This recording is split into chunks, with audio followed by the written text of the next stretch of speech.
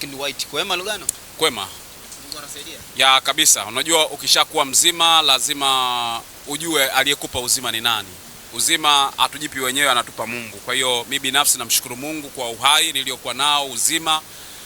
Kuna watu wako hospitalini sasa hivi mzee.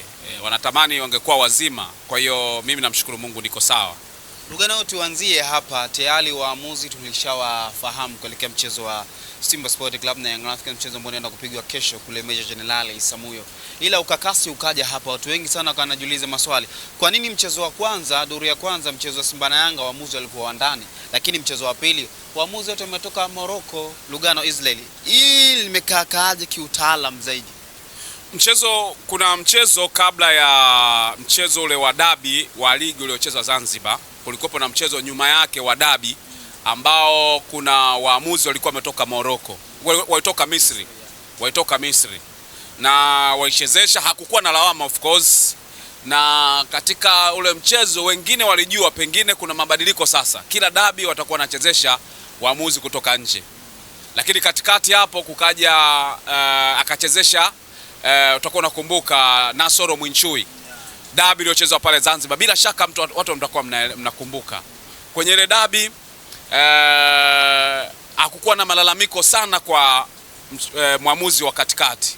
Malalamiko yalikuwa ni kwa waamuzi wa pembeni ambao walienda kuadhibiwa kutokana na yale ambao waliyafanya. Umeelewa? Kwa hiyo mwamuzi wa katikati Mwinchui alichezesha vizuri. Sasa kuna maswali ambayo najiuliza, ni kitu gani ambacho kimepelekea dabi hii wawalete waamuzi kutoka Morocco wakati kuna dabi nyingine katikati hapo alichezesha Mwinchui na Mwinchui hakulalamikiwa. Alikuwa sawa kabisa. Mwinchui hakulalamikiwa kwamba alikosea. Kwa nini kama hakulalamikiwa Mwinchui na alionyesha ubora, kwa nini wasingempa Mwinchui mwenyewe akachezesha? Kwa sababu ule mechi iliyopita alichezesha vizuri. Umeelewa? Walioharibu ni watu kutoka pembeni, vibendera. Si umeelewa? Itakupa maswali mengi kuhusiana na mamlaka wamekitazama kitu gani hasa kwenye faida ya kunufaika na waamuzi kutoka nje.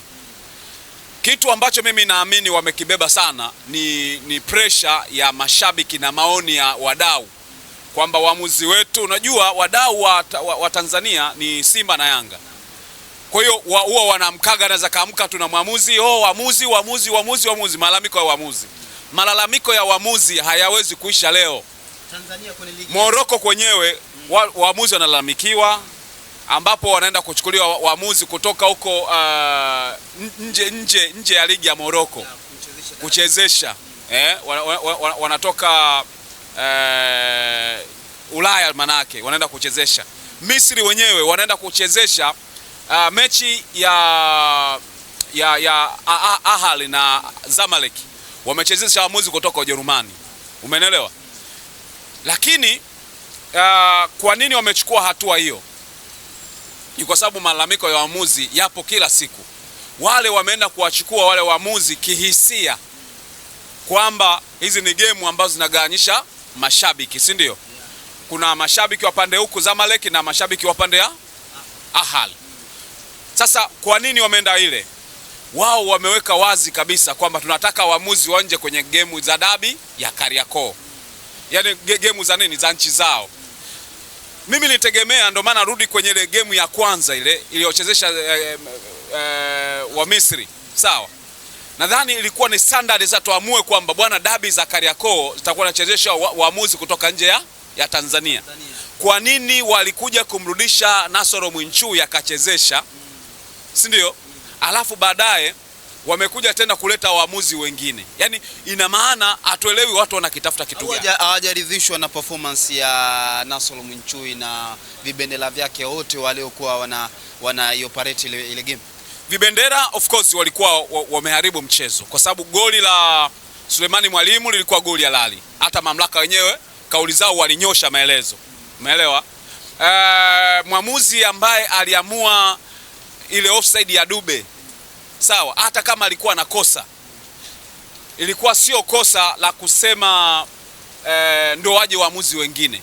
Ilikuwa ni kosa la kumpa maelekezo nini ambacho itakiwa kifanyike pale. Unatakiwa uweje mwamuzi wa pembeni. Si unanielewa vizuri? Yaani kuleta waamuzi kutoka nje haiwezi kuwa dawa ya kuwafanya waamuzi wetu wawe bora zaidi. Tunaenda kuwashusha thamani waamuzi wetu kwenye soko la kimataifa. Tutaonekana kama tuna waamuzi wa hovyo. Tumata nafasi hatupati kwenye michuano mikubwa ya waamuzi wetu. Sasa wewe nimekuja kwenu nyumbani, sawa? Nikamkuta baba yako na wadogo zako na mama, unawadharau. Mimi nitawaheshimu? Inakuwa ngumu. Kwa hiyo heshima itakiwa pia iendane na kile mlichokuwa nacho, kiheshimuni. Kama ni namna ya kuwaboreshea hawa waamuzi, wangaleta wale waamuzi, si ndio? Alafu wanawapa kama assignment. Jamani, mmeona tunawapa waamuzi hawa, tunataka mchezeshe kwenye ubora. Kanuni zikoje? Ziko hivi na hivi na hivi. Haya, tunawapeni semina hii hapa. Makosa mnayoyafanya haya na haya, mwamuzi anawaeleza yeye angefanyeje. Hivi Lugano, ni kweli waamuzi wetu wana makosa kiasi hicho mpaka kuacha kupewa michezo mikubwa? Kwa jicho la uchambuzi, makosa yao ni makubwa kiasi hicho? Nikisema makosa ni makubwa kiasi hicho, inawezekana kuna waamuzi ambao wana makosa makubwa sana. Lakini kuna waamuzi ambao wanafanya makosa ambao ni ya kibinadamu. Unajua kibinadamu eh? Yani uwezo kuliona kila tukio. Kuna tukio lingine linaweza kufanyika mbele ya mgongo wa mwingine ambapo uweze kuona ule ni kitu ambacho uweze kuona mbele tena kingine. Ndio maana kuna maeneo mengine itabidi utumie VAR ili kuangalia, maana unarudia katika engo zote.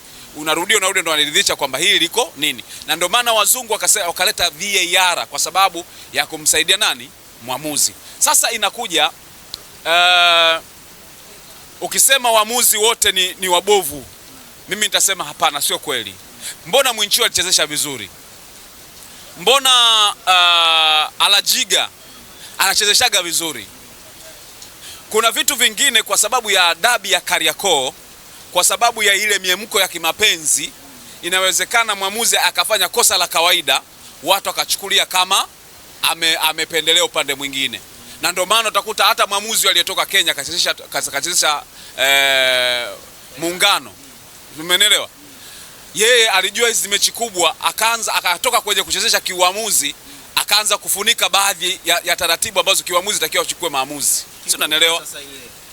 Mimi kwangu mimi binafsi aliboronga. Lakini kwa sababu yule alionekana katoka nje ya nini? Nje ya mipaka ya Tanzania, hakuna malalamiko.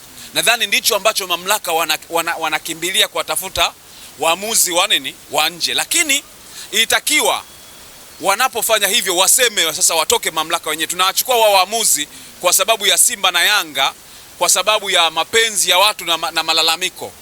Si unanielewa? Na sio kwamba waamuzi wetu ni wabovu. Lakini kiukweli kuna waamuzi wengine ni wabovu. Mimi nadhani tatizo kubwa zaidi ni namna ya kuwafanya waamuzi kupata training zilizo bora, kujua sheria na kanuni za nini za kuongoza hii michezo. Mfano, kuna mchezo mmoja ilikuwa ni JKT na Namungo, mchezo wa ligi. Kuna mchezaji alinawa sawa, lakini mpira ulitoka kwa nini? Kifuani, ndo ukadunda kwenye mkono. Umeelewa? Hayo matukio yalitokea mara mbili.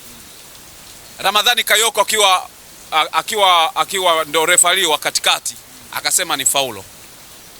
Sheria hairuhusu, yani inasema faulo haiwezi kutoka, yani mpira ukigonga kwanza kwenye mwindo ukaenda kwenye mkono haiwezi kuwa faulo. Umeelewa? Nina maana ni tafsiri yake ndogo ni kwamba waamuzi wetu wengi hawana tafsiri sahihi ya wanachokifanya. Kwa maana yake wanaowatrain wale wakufunzi wao pengine hawajitoshelezi vizuri kuwafundisha watu kwa mifano na kuwapa sababu za kuwa waamuzi bora.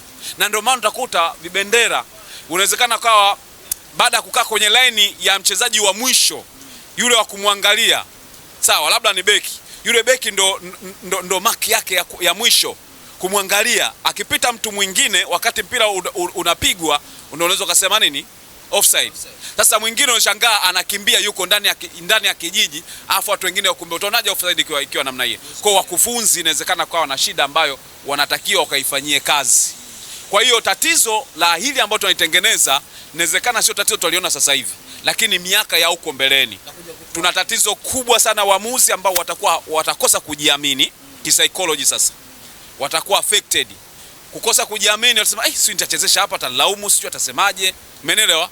Lakini pia tutakosa waamuzi ambao wataenda kuchezesha michezo mikubwa nje nini ya Tanzania, kwa sababu dabi ndio watu wanakuwa kipimo rahisi cha kumuona huyu ni mwamuzi ambaye anatosha, si unanielewa? Kwa hiyo mimi binafsi ninaona namna ambavyo mamlaka inaamua bila kuangalia huko mbeleni tunatengeneza kitu gani. Mimi mwenyewe siwezi kumchukua mtu ambaye wewe muamini, si ndio? Yani wewe mfano rafiki yako, ukimleta rafiki yako kwangu, kwanza wewe muamini kama rafiki yako labda sio mdokozi, na mimi nitaamini sio mdokozi. Lakini uniambia bwana huyu mdokozi, mimi nitakaa naye mbali, hata mlango sitampata fungua aingie kwangu.